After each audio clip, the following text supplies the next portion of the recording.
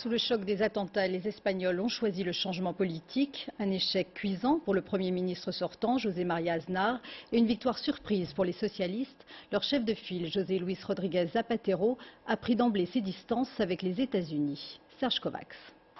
Lui-même n'en revient pas. À 43 ans, l'homme que personne n'attendait ramène la gauche au pouvoir après 8 ans d'absence. Face aux militants du Parti socialiste hier soir, José Luis Zapatero salue d'abord la mémoire des victimes des attentats de Madrid. Il promet de faire de la lutte contre le terrorisme sa priorité. Première décision politique ce matin, le mandat des troupes espagnoles en Irak ne sera pas renouvelé après la fin juin. D'abord, il faut que les troupes espagnoles rentrent. Ensuite, messieurs Bush et Blair devront réfléchir et faire leur autocritique pour que cela ne se reproduise jamais. On ne peut pas faire des choses comme ça. On ne peut pas bombarder un peuple de cette façon. Un cinglant camouflet pour José María Aznar et son successeur désigné, Mariano Rajoy. Grand favori des élections, les conservateurs comptaient bien maintenir la politique de soutien aux États-Unis en Irak.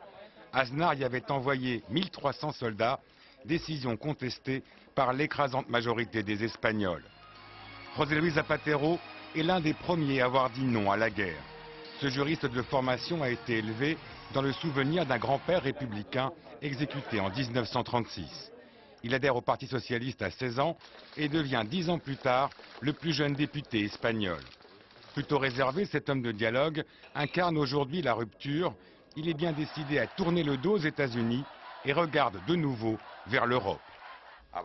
Je vais créer un gouvernement profondément européen.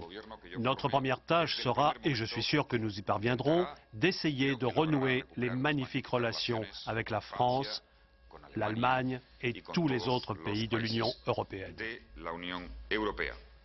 Le nouveau chef du gouvernement doit être investi le 2 avril prochain. Il aura 4 ans pour changer de cap.